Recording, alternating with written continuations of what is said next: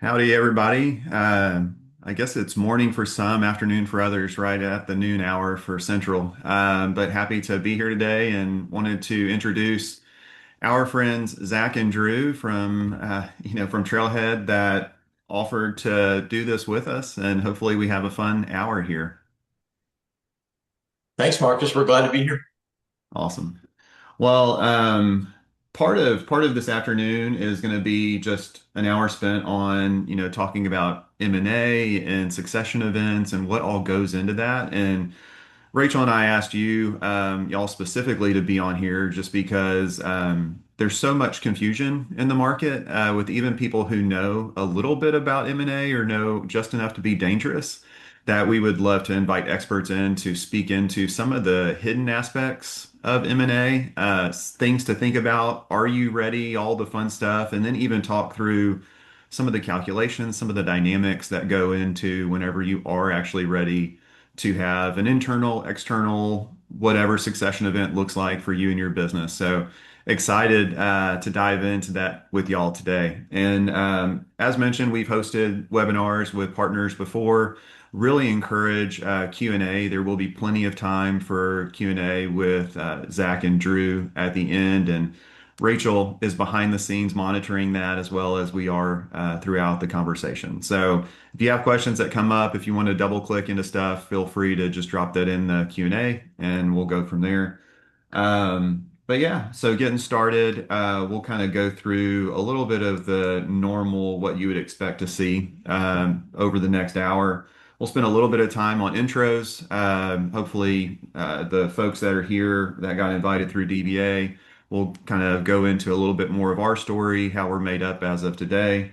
Do that same thing for Zach and Drew, but then we'll get into what's the current market look like as far as M&A, that multiples and valuations, and then ultimately get into some case studies, some real world scenarios that Zach and Drew have seen, which is always nice to actually put theory to real world experience and get to see some numbers. And then, as mentioned, have plenty of time for Q&A at the end. So sure, the hour will go fast, but we'll try to pace ourselves and have fun along the way. And then first, we'll kind of go into DBA. So Dillon Business Advisors is the team that I have the pleasure of leading alongside Rachel, my wife, Leslie Reeves, Amy McCarty, Angel Sabino, Ben Gabriel. So there's a variety of different hosts there behind the scenes that get to lead DBA beside me. We are a team of about 26 to 27, depending on the day. We count that a blessing, and we're dispersed all across the country from California to Colorado, Texas, Missouri, Michigan, and who knows where next. So we have physical presence in Katy, Texas. That is our Houston kind of presence. And then Fort Worth, Rachel and I sit in Fort Worth. So DFW is now added. And then St. Louis, we have a host of team members and an office in St. Louis, Missouri. Our core business is client accounting and advisory services, where we really take point on the accounting, the payroll, the sales tax, layer in the other compliance needs that a business owner may have with income tax, both state and federal, weave in tax planning, all the fun stuff to actually know where benefits lie. And then that last piece is the advisory piece where we can actually speak into what is going on in the business. A lot of conversations now about how to use technology and what technology to turn on and actually invest time in, what technology is a distraction right now. So those are a lot of the fun conversations that we're having with business owners and with family groups. That's kind of where we're at. Drew and Zach, I'll kind of let y'all know, give y'all a few minutes just to kind of go over Trailhead and what kind of brought you to this point in your careers. Yeah, absolutely. Zach speaking here. Drew and I founded Trailhead back in 2022. We'll get to our backgrounds here in a second, but really we founded Trailhead from the beginning to be laser focused on working with business owners to help find the right buyer for their business at the right, or more accurately, the top of the market price for every deal that we worked on. And what we found is that there are a lot of moonlighters in this industry. So there are a lot of folks who kind of work on other things. Maybe they work on the financial side of things, or maybe they broker real estate, or they do any number of things. And they say, hey, selling businesses looks kind of interesting. I could probably do that on the side. And similarly, we see a lot of brokers go the other direction.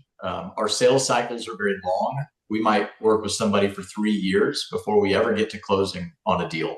And what that means is that a lot of other people in our industry say, I need some income coming in on a month to month basis. So I'm going to dabble in some consulting over here and some fractional CFO services over here. And we really didn't like that model. So we really decided from the beginning that we needed to be full time, we needed to be fully committed. Our engagements would be based on a commission at closing. And that meant that for the first couple of years, we didn't make a single dollar in the business. And then we got the flywheel rolling a little bit. And we've just been super happy to be able to serve business owners the way that we do every day. It's a lot of fun. Um, we got into this from the business side of things. I bought and sold a trash hauling business. So I was a part-time truck driver when I owned my business, and I also managed a team of employees. And I decided then that I really liked the buying and selling of businesses, maybe a bit more than I liked the running one and having to be a boss for a bunch of other people. And so the investment bank that sold my business, I went to go work with them, and then Drew finally convinced me that we needed to, that there were people in this industry that we didn't feel like were serving business owners well all the time. And we had an opportunity to go do this on our own. And Drew, I'll let you give your background. Yeah, so I started a software company and wasn't necessarily looking to sell, but ended up selling to a strategic buyer. And then after that I was kind of exploring what was next and ended up selling uh, more on the oil and gas side of things, but mineral and non-op assets across the country for a few different firms. And I was actually looking for a small business to buy, just to here in Dallas, looking to operate a business, kind of like what Zach did. And I crossed paths with a lot of business brokers, and kind of what Zach mentioned, I kind of left each experience feeling bad for the clients they were representing. I feel like they were not adding value. I actually feel like they were kind of taking away some value, and just being able to answer basic questions and to care about their clients. And so, with Zach's investment banking experience, that's when I yeah, convinced him to leave to start Trailhead. And so we focus on, and we'll get into that a little bit more, but we focus on family-owned, entrepreneur-owned businesses, kind of in this 1 to 5 million of EBITDA. We'll go up and down, but it's been really fun to work with owners and be able to give them honest feedback on what their business is actually worth, and to be a partner with them. 3 out of our last 4 deals, our clients have not moved forward with the highest offer. And we love telling people that, because whether they're selling a minority, majority, or 100% of the business, our clients care about their people and their clients that they're Yeah. serving. And so finding the right fit is why we run processes like we do. Yeah, that's great. Well, already a ton of things to unpack there. I'm so glad that from, the trash slash truck driving and then the software that y'all both were just so independently wealthy that you could take time to build the business the right way with a couple of years of no cash flow coming in and just ready to serve people. So Yeah. great origin story for sure. And then the fact like 3 of your 4 deals in the past, you're still kind of got the best interest of the client in mind and not necessarily pushing through something bad to the finish line just to get paid. Yeah. We were eating a lot of ramen those first few years, Yeah. but we depends on how you define wealthy, I think. Yeah. Love it, man. It can Yeah. be more than financial for sure. That's So, right. That's right. well, let's go ahead. We'll get into part of what we do with webinars. We want to invite the audience in more than just Q&A. So we'll have a couple of polling questions to know who is in the audience. And I don't get to do this too often, so I apologize if I screw it up. But I'm going to launch the first polling question here, and hopefully it does launch. All right. So, why are you attending? Zach, Drew, can y'all see that on your side?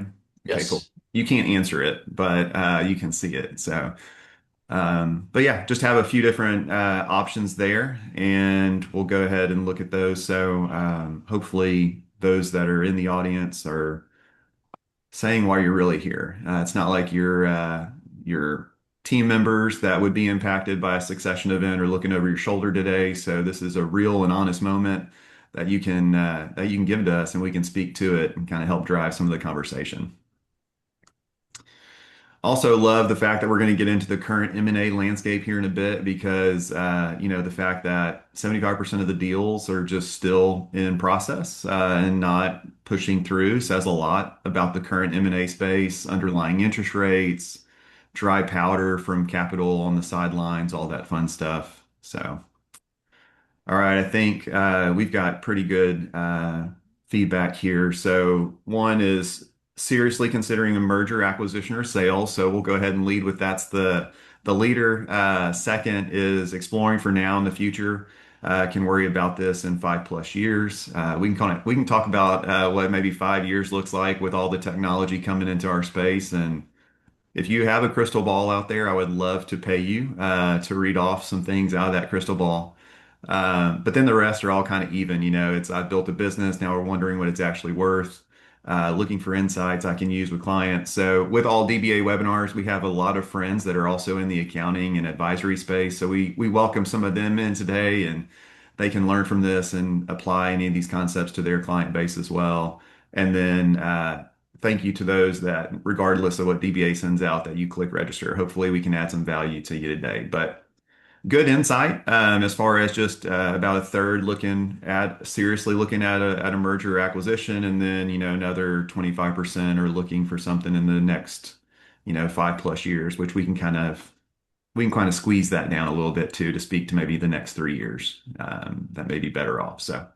All right, I'm in the poll, and then we'll just get into it. So, um, Zach and Drew, I'll let y'all kind of lead because this is interesting. This is just that current market that we're in. So go ahead. Sure. Um, this is really where we sit in the marketplace. We often refer to this as no man's land of deal sizes. There are more buyers than ever for these small to mid-sized businesses, which generally we kind of define as 500,000 up to 5 million, sometimes up to 10 million or so in net earnings or EBITDA. And we'll get into EBITDA a little bit more. It's probably a term that if you've ever considered a sale, if you ever attended a DBA webinar, maybe you've heard this before. But essentially, it is the net earnings of the business before taxes get paid, before interest gets paid for whatever debt you might have on the business, and before depreciation and amortization for any equipment purchases. The way we think of EBITDA is it is kind of a clean slate starting place for the next owner to come in and figure out how they're going to pay their debt, how they're going to finance equipment, pay themselves, and all those things that happen in the business. So we like to get to a real level playing field, and it's used really often when we think about this. But this no man's land deal size, the reason that it's kind of on the fence is that there are a lot of really big buyers on the top end that have pushed down market a little bit, where a few years ago, it would have been extremely rare to find any private equity group looking at starting a new platform or buying a first business in a new industry for them under 5 million in this net earnings number. It just wasn't happening very often. But deals got really competitive. And as Marcus mentioned, there's a lot of dry powder, meaning there's a lot of capital waiting in the wings that needs to get invested. And so they found a reason to go down market a little bit. Similarly, on the other side, there are a lot of people that are kind of like I was back in 2017 when I bought my business. These are corporate refugees. These are second and third career people who have decided, I'm kind of tired of having a boss. Maybe I want to go buy a business and run things on my own.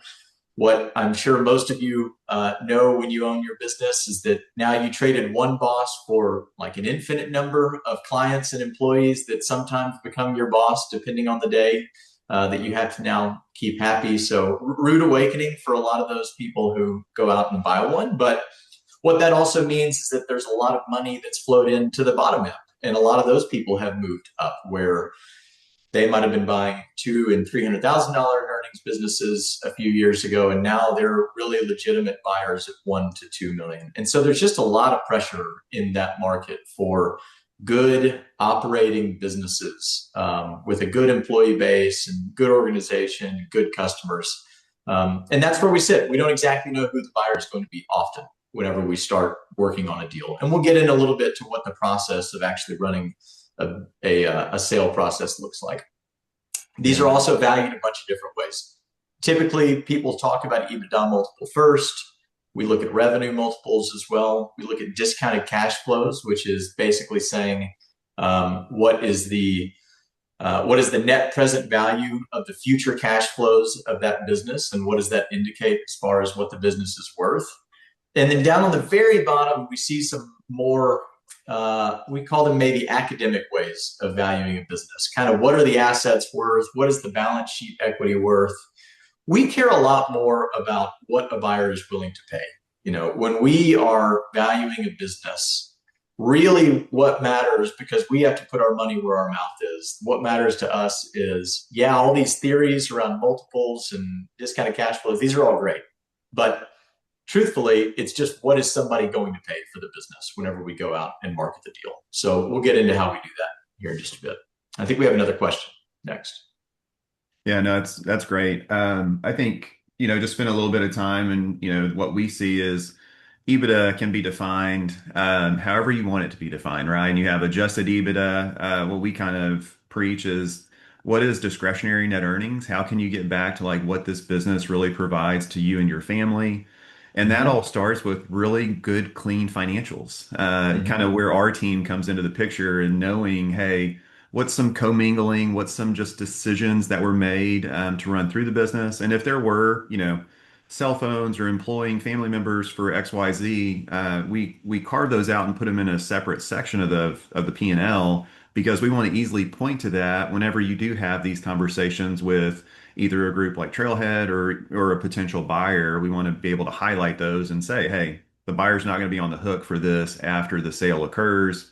These were just some of the decisions we made during the business, during our ownership of the business. And the other funny thing is, ETA, entrepreneurship through acquisition, has become so, sexy nowadays. And you have these MBA programs, very well-known MBA programs that now, highlight blue collar, non-AI impacted industries that people want to go pursue, and then do a roll-up strategy, a platform build. And it's interesting. I know that even in our industry, with accounting, private equity came in about 4 years ago and is doing their thing. A lot of ETA graduates out of MBA programs. Chicago School of Booth is one, and then Harvard is the other, where a professor in both of those programs just mentioned accounting may be the next industry to go through this. And now you have all these new buyers that come out of these two schools that want this industry. And accounting's not unique. I think we've seen this with medical, dental, vet. We've seen it in HVAC and all the trades now. So it's really interesting. You have to almost dive into where some of the root conversation is coming from.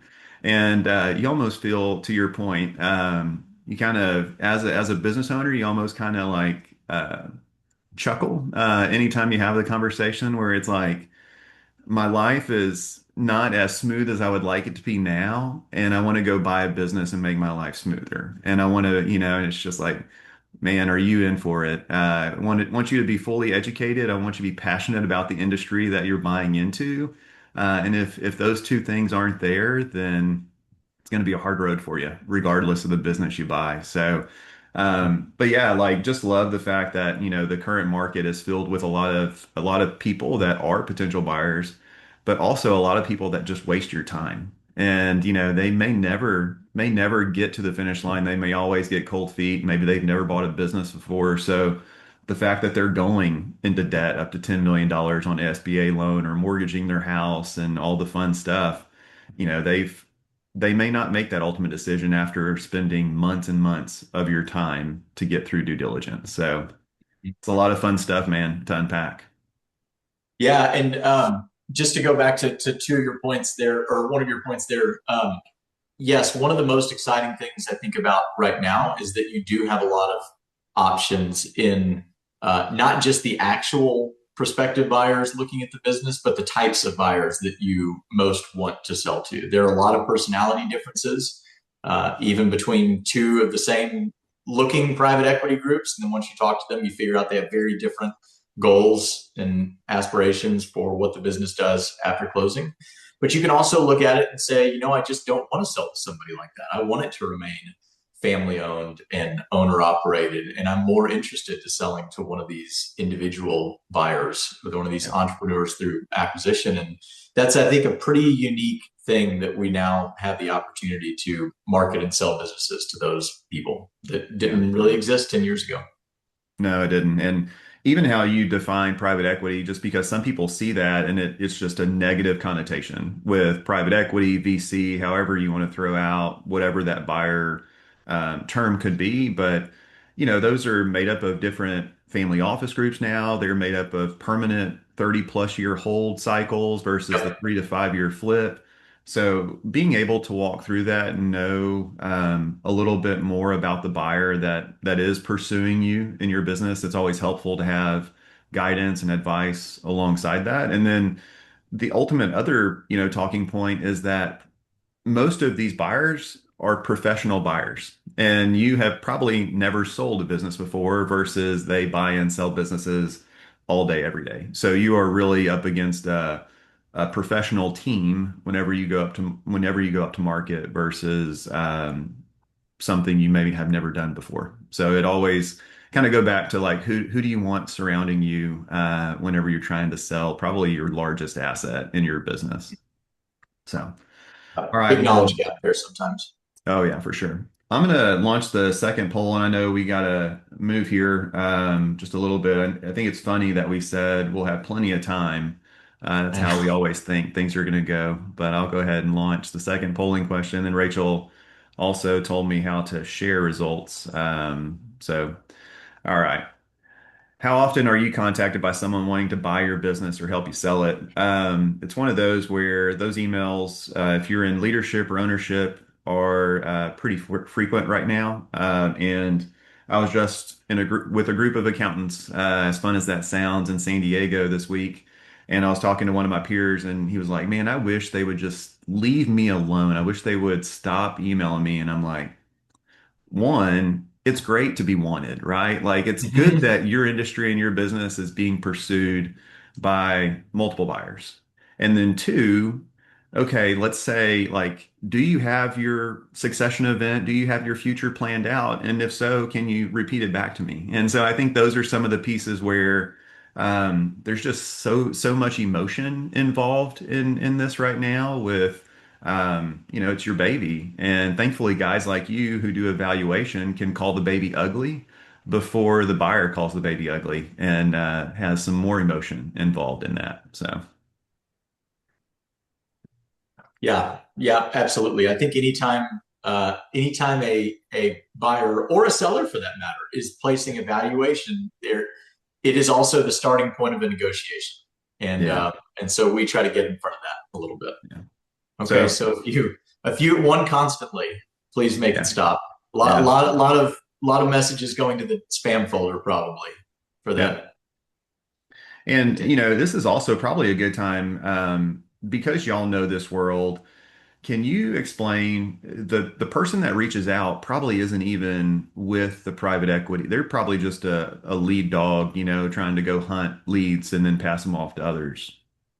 That's a good question. I bet you're right 75% of the time, and I bet 25% it is the private equity group or that actual platform buying it. I think that where you see um, more often than not, if the name of the potential acquirer is listed on there, or let's say it's a larger company and they say, we are looking for an accounting platform in Fort Worth, Marcus. This is, from whatever X accounting group.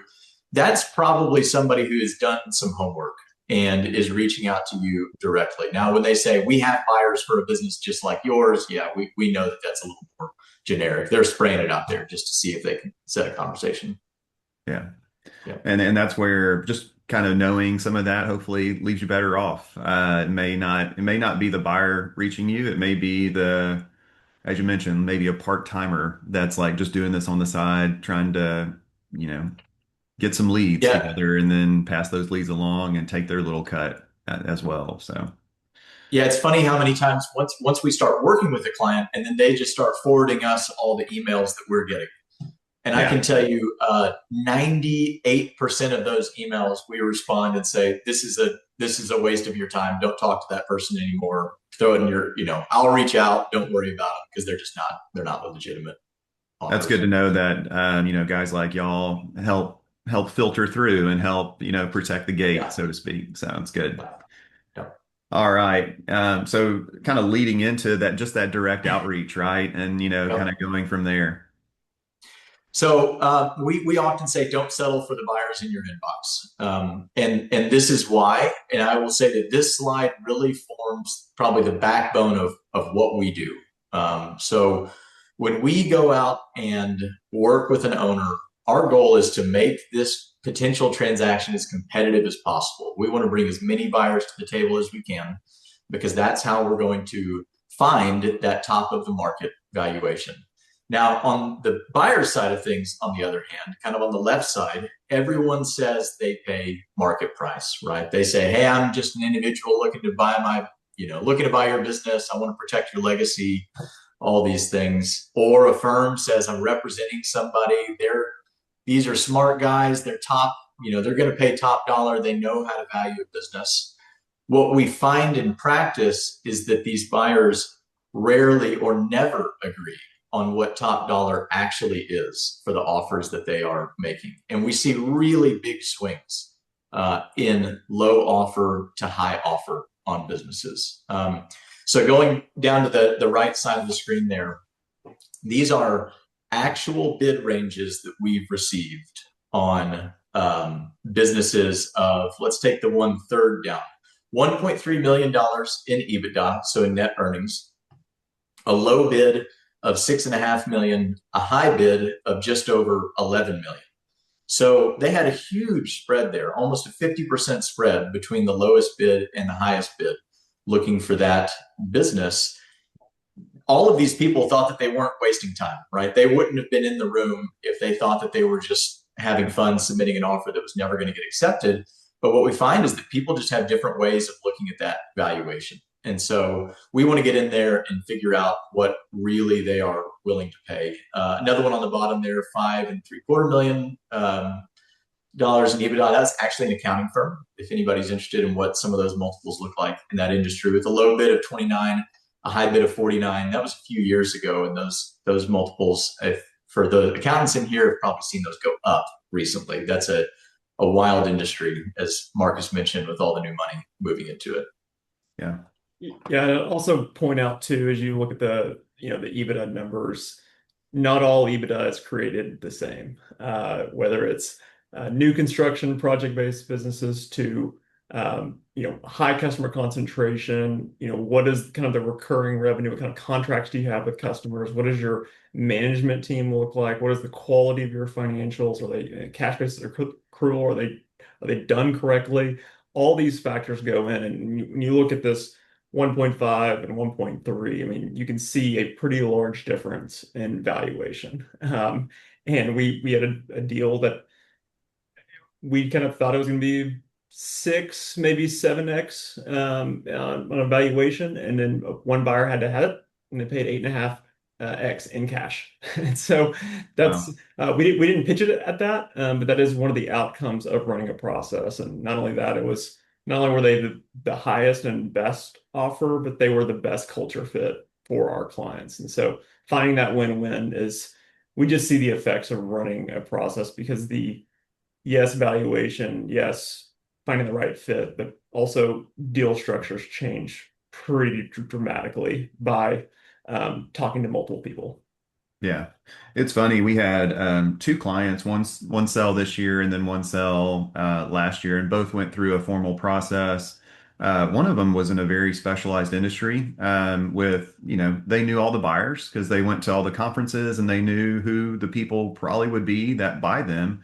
but it was a completely new buyer that came in from out of country, of all places, and wanted to start their nationwide pest control business, starting with Houston, Texas, and they paid a very nice premium for that. And so, to your point, love recurring sticky revenue that is easy to price across new clients and old clients, and just be able to, they priced it out per door, a flat fee per door. So they knew for all the apartment complexes in this region, they could go in and get it. And so it's helpful to have some of those processes in place. Our team loves to speak into that and say, hey, is everybody in your care unique on how you price them? And that may be an issue one day whenever you go to have those conversations with buyers. And especially when you get into sophisticated money, where someone's needing to get a return on that investment that they're making in your business.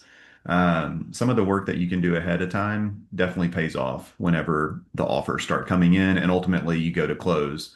And then to your point, like getting it all cash, that's another, because what we've shown here with the bid ranges, our valuations all the way from probable to likely to aspirational. And I think every business owner thinks their business should sell for the aspirational value because that's their baby. So it's one of those things to actually be able to see those ranges and know, to your point, like it's the mix of cash or equity or earnout makes a lot of difference depending on the family needs. And then also, what does that transition look like? All the fun stuff to kind of take into account of the total purchase. Yep. All right, I'm gonna move ahead to y'all's next one because I think this also helps kind of plot out what multiples actually could look like and bids could actually look like.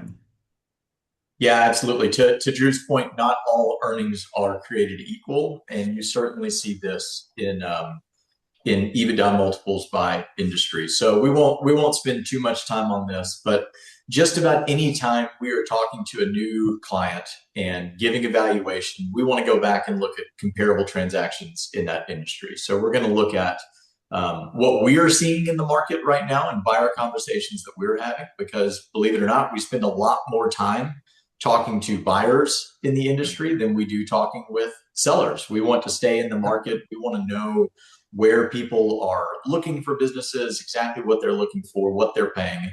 But then we also want to look at closed transactions, and we want to see how those compare, across deals. And often you'll see some outliers like this one on the right side of the screen. You see this enterprise value by EBITDA multiple. Someone up there selling for like 12 and a half times EBITDA when the rest of the market is down in that 4 to 7 kind of range. Typically, when you hear something like that, so you're an owner, you've heard, gosh, my neighbor next door sold for 12 times. Isn't my business worth that? Maybe it is, but often it means Yeah. there's something very unique in that case. Like Marcus said, there's a new investor coming in and says, I absolutely need a pest control platform in Houston, Texas. They will just pay whatever it takes to get it, right? Or they're really heavy in some industry that's really wanted. They've got something really specialized. But generally, we see some kind of grouping that changes a bit based on industry.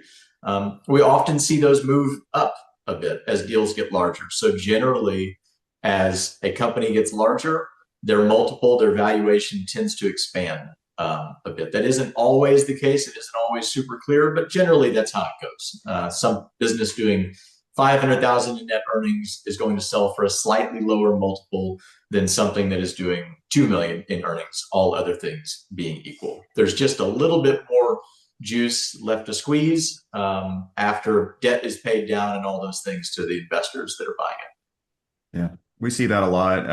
Top line revenue can be a vanity metric for it. people. It's Mm-hmm. just, a ranking.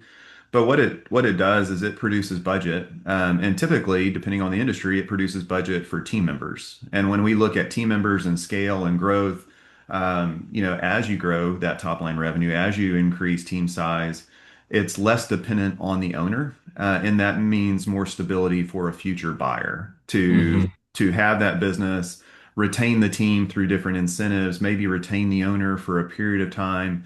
But it's less reliant on just that owner always being in place or always having their skill set serving the customers or the clients. So Makes a lot of sense that as revenue grows, that the multiples also tend to grow. Hmm. Hmm. All right, so we're going to get into this is going to be our third of four polling questions, and then we're actually going to get into some of the case study here in a bit. So I'm going to launch this rank factor. So we talked through a little bit of the considerations whenever you're speaking with buyers and ultimately the seller you want. But when it comes to maximizing the value of your business, what do you think matters most? And so this is from the audience perspective. We've got management team, customer concentration, industry, technology and processes, and age of equipment, historical earnings. We got some other ones. So we're going to do some most important, second, third, fourth, fifth, sixth, and then least important. So this is a ranking of these questions. So Are there a couple down there below age of equipment? I think you mentioned that, but I couldn't quite yeah, see. Oh, okay, keep yeah, scrolling. age of equipment, historical earnings, forecasted earnings. What we're doing a lot with clients right now, our industry, accounting, for example, like we've always been so in love with calendar year for forever. And a few years back, we actually had to start presenting financials on a trailing 12 months because that is more likely to show the recent history of the business versus calendar year can be so skewed given, M&A activity, growth, all the fun stuff that goes along with like good things, and then the bad things also can impact trailing 12 months as well. If you're a buyer, you want to know if a key team member left and the revenue is no longer there. So trailing 12 months is something we speak into a lot. And then also speaking into forecast and projections also helps have really good conversations whenever it gets to this time for most business owners. This one we'll leave up a little bit longer just because the ranking, we may have been a little bit ambitious on this. So got a whole host of different things to kind of Shoot, think. shoot from the hip. It's Yeah, whatever you think. yeah, it's Yeah. good. It's a test. You have to be right. There's only one right answer. Yeah, I tell you. Yeah. If you don't pass this, you just got to keep working in your business forever. You can't sell it. All right. We've got about 50% of folks reporting in, so we'll go ahead and end this one. Maybe the last polling question won't be as difficult. So yeah, management team matters a lot to some folks, but we'll see. That most important right there. We've got customer concentration, which is important. It's kind of spread all over the place, guys, but historical earnings, forecast earnings is coming in quite a bit as far as value. We'll go with least important too to kind of look at the other end. And they're saying age of equipment is least Yeah. important, right? Speaking for, knowledge work industries, we don't have equipment for the most part. Laptops are, depreciated the day you buy them for the most part. And, your biggest asset goes home every night is what they've always said about knowledge work and professional services. So, Mhm. age of equipment really hits home for us. But yeah, anything else jump out there to y'all? Yeah, smart attendees. I would agree with this on the age of equipment side of things. And customer concentration is a super important one. So customer concentration, just for anybody that didn't answer that one, is just what percentage of sales is coming from your top customers? Do you have is 60% of your entire business coming from one customer? If so, that's a really difficult filter for buyers to get past. That can be really great and really lucrative when you're running a business. You're really in tight with the customer. You know how to work with them. You've probably got a really streamlined process, but it's really hard for buyers to get comfortable knowing that that client is going to stick around after closing. Um, Historical earnings are absolutely number one when we come to far and away over forecast. We can put basically whatever forecast we want to put on paper, but historical earnings are what matter. And for everything else, we kind of expect that a great management team, um, good technology and processes, your equipment being in good shape and working, we want to see that all of those things are ultimately contributing to earnings. So it is one thing to say we have great technology and processes, but if we can't really back that up and show that we have at least an industry standard or an industry beating margin or a growing company or strong earnings, then it's really hard to say that we're being effective in those processes and management team that are in place. And so earnings number one, and then make sure the other stuff is in line is really what we Yeah. would typically look at. Yeah, and we got a really good question coming in, Zach. What percentage is, risky concentration for one customer, one family group? Is there something where, your warning signs start to go off and you say, we really need to think through this, get whether, buy-in from the customer that they're going to be good with this or start growing to offset some of that worry for either ourselves or a future buyer? I would say it can depend a little bit on industry, but generally, anytime we're in the 30% kind of range, we we start to see more questions around that from prospective buyers. They want to know more about what those relationships are like, how long has the customer been there, why are they purchasing, all of those things really specific to that customer. 10% certainly not concerning. Even 20% is wouldn't raise a lot of eyebrows, but 30, 40, 50, look, there's ways around this, but typically what that means is that more money from the transaction is going to come after the sale once that customer has stuck around for a couple of years with the new buyer. We're going to have to offload a little bit of that risk in the Yeah. transaction. Do you ever look at, we talked about customer concentration, you ever look at industry concentration? I know that, niching down and going a certain way, but the pace of change with technology and AI now reshaping complete industries overnight. Do you ever consider industry concentration to be a risk? Absolutely. And it can be a real benefit. If anybody on this webinar is selling into data centers, we certainly want to talk to you because that is where everybody wants to be in right Yeah, now with that explosion. yeah. Yep. Yeah, if you're selling into data centers, you also want to talk to the guy that's providing power and water in that local area, Yeah. right? Yeah. But Yeah. it's funny, like this question came up with a friend of ours who, like us, they serve dental clients. And, speaking from experience, when COVID happened and there were some lockdowns and what treatment of patients looked like, it got kind of scary.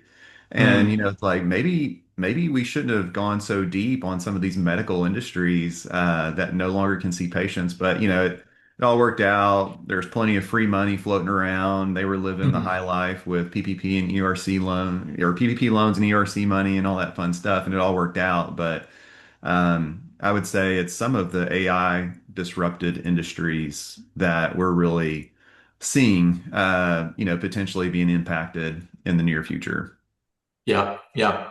And I will just mention that industry concentration can also cut both ways. Yeah.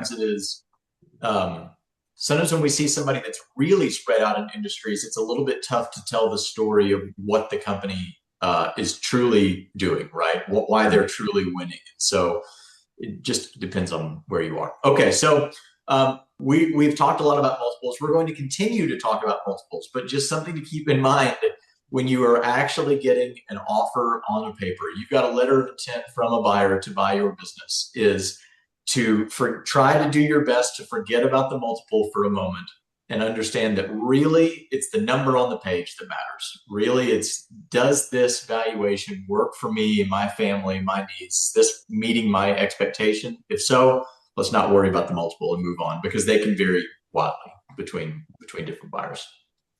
Good. Um, so uh, we'll, if you've hung around investment banking or transactions at all, you'll hear this term run a process, a structured, a competitive process. This is really what that means to us. So competition builds as we work through a structured process with an owner. What that means when we're starting a transaction is that typically it is 6 months absolute minimum up to 12 months or so from start to closing and getting that wire at closing in your bank account. That means a few months for us kind of getting everything in order, making sure that financials are going to pass all the buyer tests, figuring out if we need to go back to a third party accounting firm, for instance, and get some more financial work done before we go out to market and actually start talking to buyers. We're going to also draft all of our marketing materials, do some diligence up front. and then we're going to go market the deal.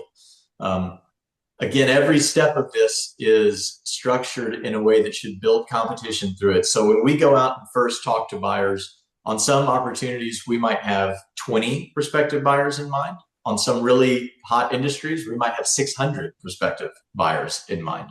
But the goal of this is to go out to enough qualified people to ultimately get a first round bid on the deal. That's an indication of interest. This is a letter that you're going to get from a buyer, or really that we're going to get from a buyer about your business, that says, we want to buy it. We are going to pay about this much. We're going to structure it, we think, this way. Here are expectations for the seller after closing, but we need to do a little bit more work to narrow down that bid. That's a really important step to us, because we're going to find that a lot of people are not in range. Maybe the personality fit is wrong. Maybe they're not valuing the business correctly. We don't like them. Whatever the reason is, they're going to get thrown out of that mix pretty quickly before people are going to be able to do continued diligence with now a very small list. So now we're talking about a list of 5, 10, 15 buyers that we know are a good fit. We know are willing to pay enough money to make everybody happy here.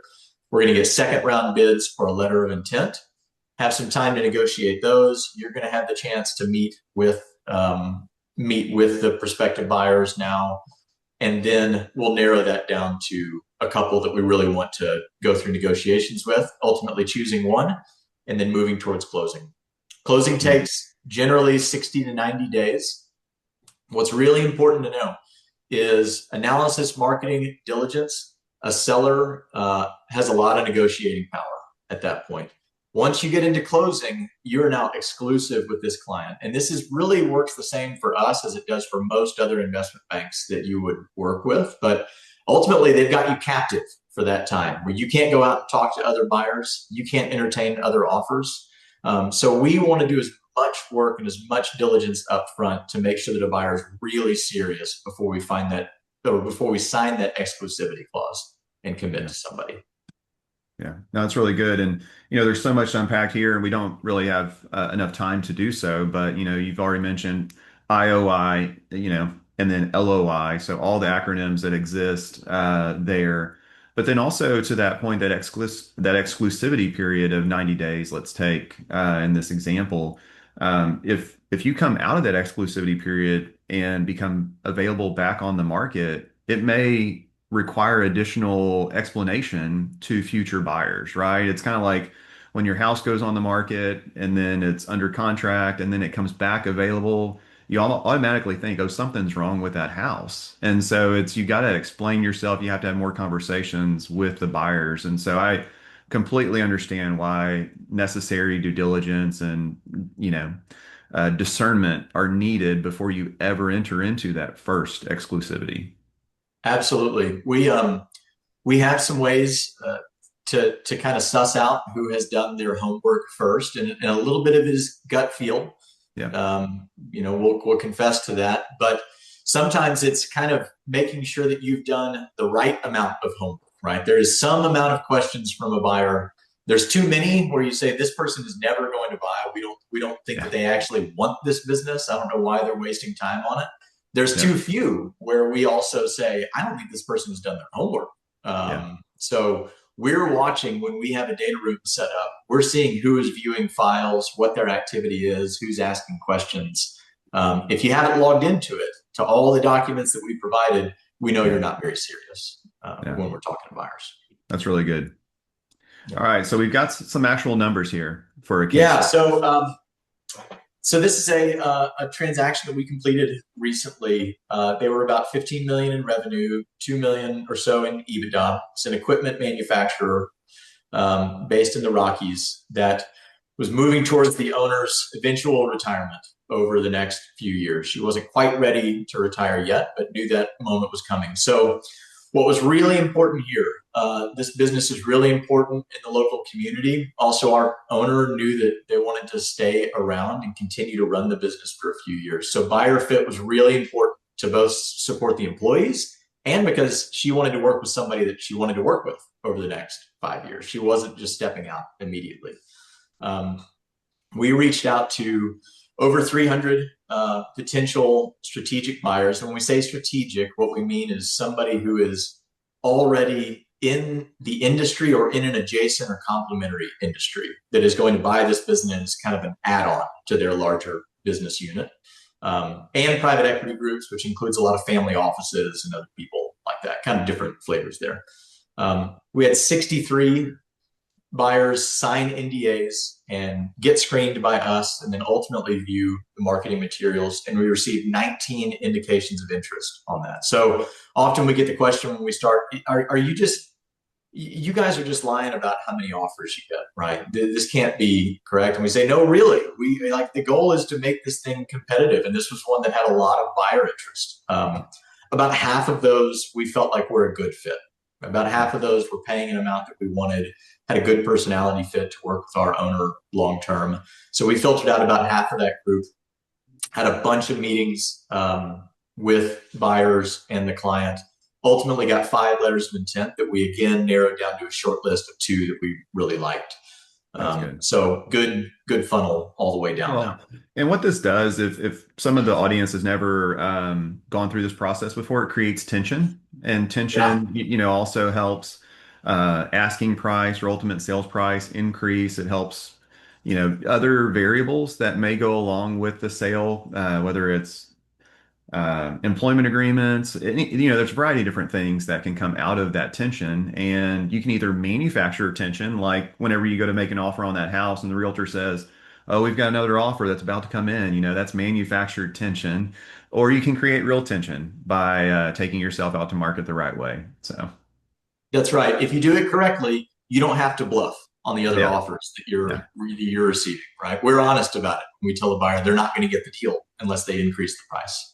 yeah, Um, we won't spend too much time on this in the interest of yeah, time, but just know that this is kind of what you'll see when someone starts to go value and then ultimately market the business. We're going to get to this top-down approach to yeah, earnings, meaning what you're distributing to yourself, what you're paying yourself. These are all important things, but really, back to Marcus's point earlier, we want a blank slate on discretionary earnings for what an owner is getting, and yeah, often the last 3 years of earnings really matter, but really that important number is the trailing 12-month period. So it's not a calendar year necessarily. It is what have you done for me lately? That is the number that we're likely to present to buyers, yeah, unless of course it's and negative, and then we're gonna do our best to present a 3-year average if yeah, we can. But yeah. yeah, No, this is really helpful, and this is what we do a lot of, to help clients when they are ready for that event, that life event. And sometimes we're even brought in, a few years before a life event like this, just to help during this process, clean things up, get that 3 year really clean. But that middle section where we're getting to EBITDA, we've added back that owner's salary. He may be paying himself a little bit more or herself a little bit more, but then we're replacing that person after close because they're no longer going to be there. There's going to be a transition. And then maybe we also did some rent on the building we own. We just occupied it, right? And so we have to pay market rate for that rent. And then, the charitable giving, other discretionary that gets added back to that, adjusted EBITDA amount. And then, mm-hmm. that adjusted EBITDA also comes into the valuation because you apply the multiple to the adjusted EBITDA, and then that's where you land as far as price typically. Mhm. Yeah, absolutely. Um, and so what we'll find is that valuation is a range. It is not a number down on paper to the penny. Typically, when we are looking at it, because for all those reasons we talked about, we know that different buyers are just willing to, one, pay different prices, and two, they're just going to look at the opportunity differently. And so we want to know where that range is, where our comfort level is. The stuff over on the left side, we're not going to go through that in detail just in the interest of time, but just know that generally, for most people selling a business, you are going to take the cash on your balance sheet. That is likely to be yours, or at least the vast majority of it, and you're going to pay off debt on the business. The really important thing is depending on size, over about 5 million or so in enterprise value, and certainly up at 10 million, the working capital in the business is going with the business. That is oil in the engine, get fuel in the gas tank, whatever it is, but you're selling that along with the car that you're selling. This is often a big sticking point between buyers and sellers. Yep. But we see a lot of consistency when deal sizes get larger. Even that accounts receivable that you've already done that work and gone out and gotten it, that's likely to go to the buyer. So we Yeah. want to factor that in and make sure that you know that up front. Yeah, that's a really good point and call out. That is a surprise to some people. It's what do you It mean I is. can siphon out the gas and the oil out of this car whenever I roll it into the lot? It's one of those things. But yeah, working capital, and we typically see 3 months to, up to a certain other period. And then there's a recalculation of that at about a 6 month or 9 month range. Yeah.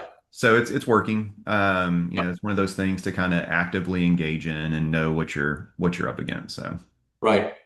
So on that last slide, we see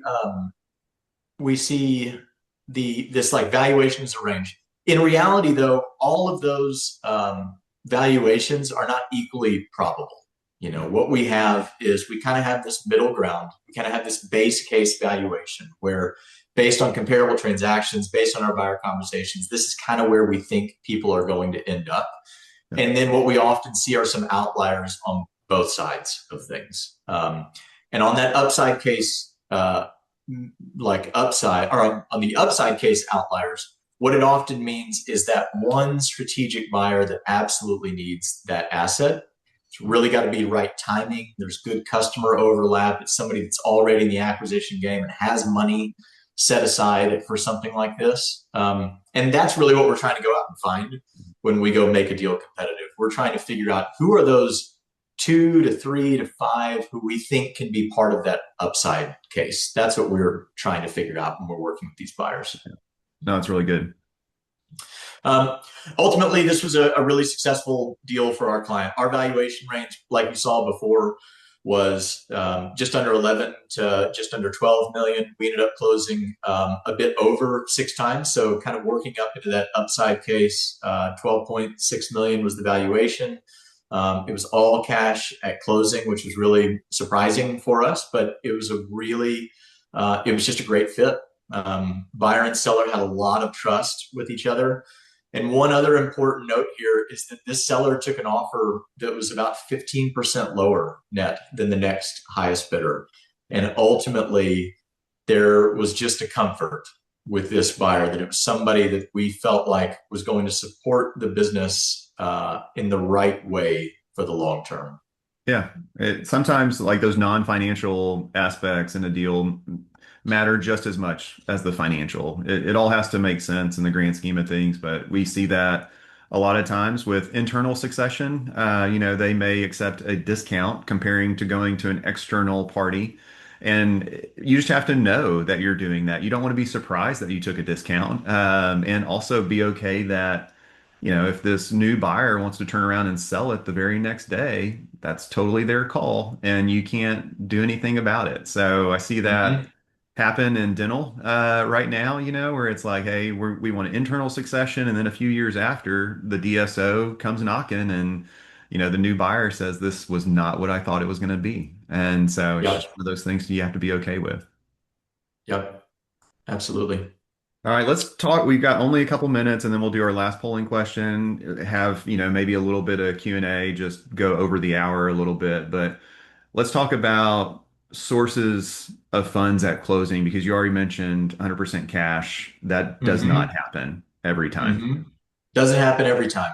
Um, and sometimes we don't want it to happen, right? Sometimes when we have an owner who wants to stick around after the business, they want to retain a piece of that business moving forward. So on that last deal on the case study, that was all cash at closing offered with this option to reinvest into the platform, which our client decided to do. So they reinvested $1 million of proceeds into the new investment. It's likely to sell within the next 7 to 10 years. It's not a hold forever. And what it provides is just a second bite at the apple whenever that platform goes and sells to the next owner. Yeah. But kind of working from the top up, we want to see cash at closing. Most people want to see that. Seller notes and earnouts are a very common way to finance a portion of the business for the buyer. So a seller note essentially being a loan that you are making to the buyer, and the buyer is going to pay that back over time. You're going to sit behind all the senior debt. And so that number can go to zero, although for most people, that means that something has gone very, very wrong. It's Yeah. rare that we see those go to zero. And earnout kind of works the other direction. And earnout typically means some percentage of earnings continue to come to you after the deal closes. One that we did actually in the St. Louis area back late last year was a company that had about 60% customer concentration. I'm sorry, 70% between the top two customers, huge customer Okay. concentration. And they had a huge earnout tied to the transaction over the next 2 years, where the sellers actually got the majority of earnings for the Mm. next couple of years, as long as they kept those customers around.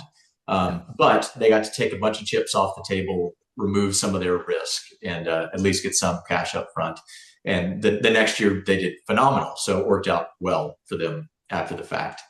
And That's then good. rollover equity being the highest risk, also generally the highest upside. Rollover equity can be extremely lucrative for those sellers who get on with a really good buyer group that they like and trust.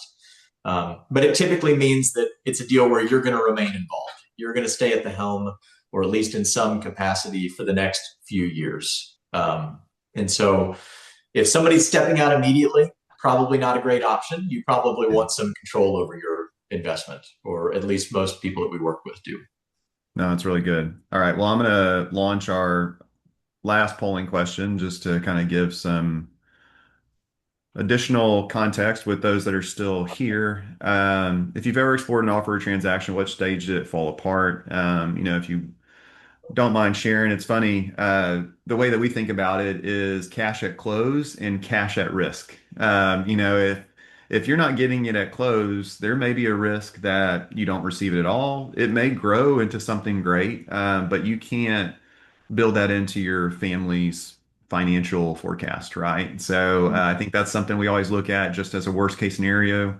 It's funny, we've had some clients who've had great exits, done rollover equity. That platform does a recap in the very near future, and they won, and they struck gold. And then we've had it go the other way, where it wasn't as stable a platform and it wasn't guaranteed, and it's just a longer payout, hopefully.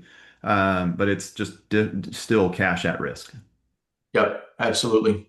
All We're right. so So important to trust and to ask a lot of questions of the buyer, to review their financials, to know their track record. yeah.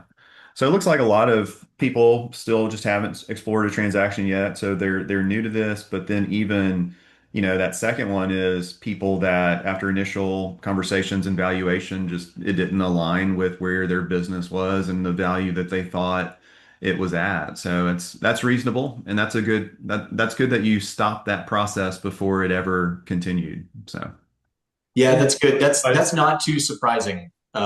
Just because when we are going through that funnel, yeah, when we're kind of thinking uh, of narrowing that list down, most people are falling out really early. yeah. And then once we've gotten into diligence, we know they're really committed. So just last thing, we always want to go through kind of am I ready to sell this business with owners that we work with? The one question I want to leave you with today, if you're when you start to explore this, is going to sound really silly.